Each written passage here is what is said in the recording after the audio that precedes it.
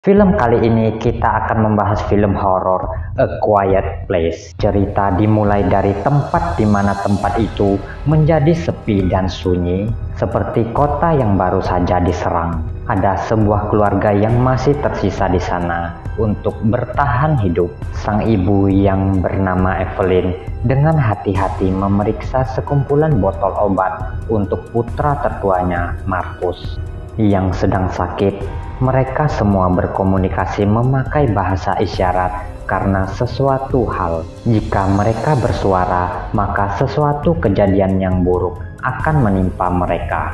Regan adalah putri Evelyn yang memang tunarungu sejak lahir. Mendatangi adiknya yaitu bernama Beau yang sedang mengambil roket mainan tetapi terjatuh.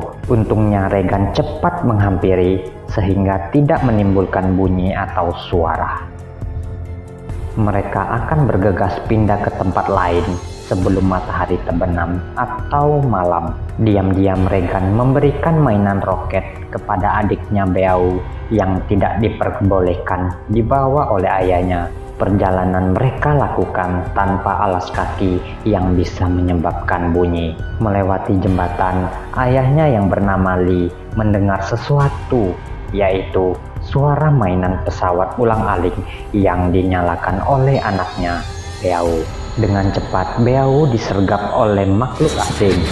Lee tidak sempat lagi menolongnya, dan Beau pun mati dimakan makhluk asing itu.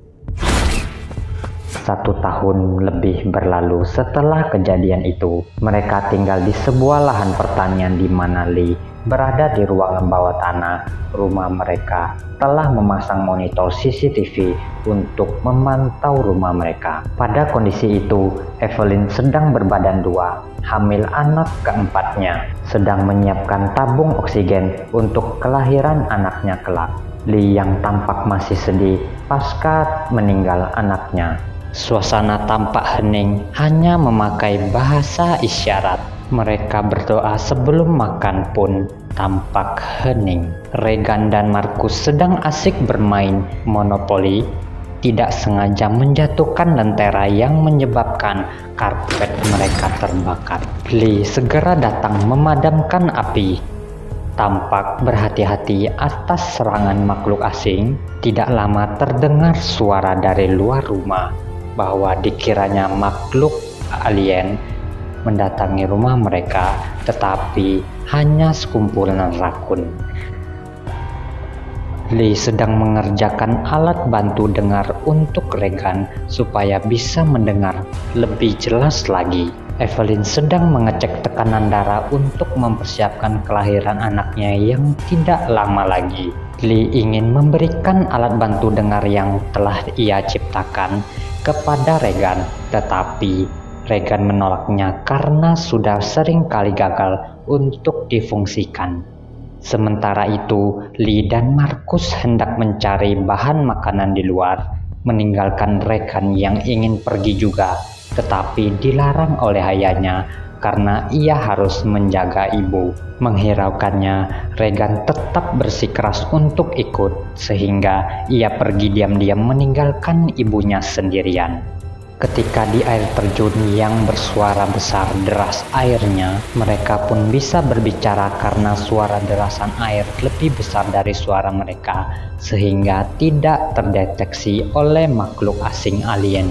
Pulang dari sana, mereka melihat manusia yang sudah tewas mati bersimbah darah. Ada seorang kakek tua yang sudah bosan hidup, sengaja berteriak untuk memanggil monster alien itu.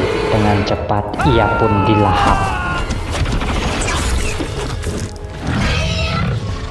Malam hari tiba. Evelyn merasakan tanda-tanda akan melahirkan karena air ketubannya sudah mulai pecah. Ketika hendak turun ke ruangan bawah tanah, tiba-tiba kakinya tidak sengaja menginjak paku. Kemudian ia menukar lampu dengan warna merah, yang berarti serangan monster alien itu datang.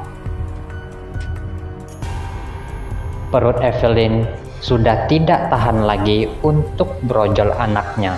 Monster alien pun memasuki rumah mereka. Evelyn harus menahan suaranya dan cepat kabur sebelum ketahuan oleh monster itu. Lee dan Markus cepat-cepat menolong Evelyn menyusun rencana mereka. Ia sudah tidak tahan lagi karena anaknya sudah akan lahir. Tetapi monster itu terus mencari sana dan kesini di sekitar rumah itu. Markus menyalakan kembang api untuk mengalihkan perhatian monster itu. Sedangkan itu adalah kesempatan Evelyn untuk berteriak karena kesakitan menahan lahiran anaknya. Lee dengan cepat menyusul menolong istrinya, membawa kabur ke ruangan bawah tanah untuk mengamankan suara tangisan anaknya.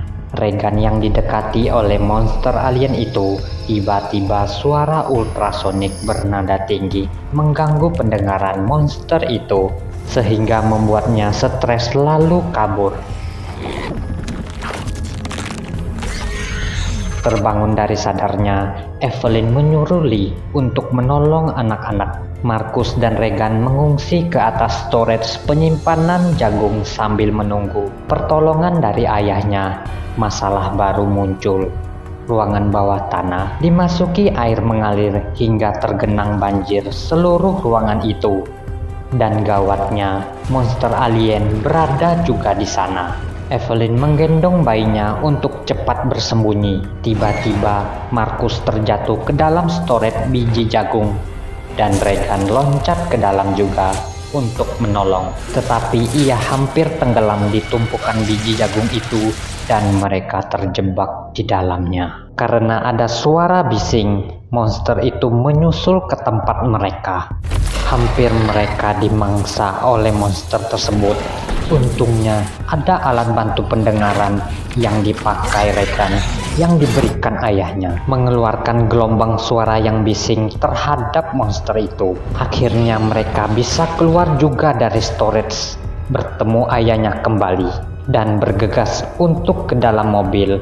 Tetapi Lee berusaha melindungi mereka, bertarung dengan monster alien itu yang mengejar anak-anaknya dengan sisa-sisa tenaga yang ia miliki dan naluri ayah untuk menolong anaknya, sehingga ia rela berkorban demi mereka dengan berteriak. Sontak monster itu menghabisi nyawanya tanpa ampun.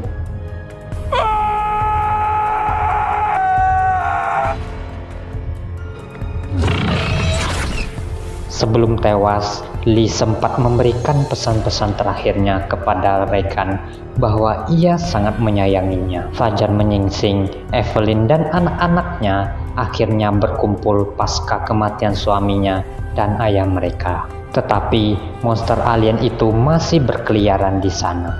Tiba juga di ruangan mereka, mencari mangsa untuk diburu. Mereka terdiam.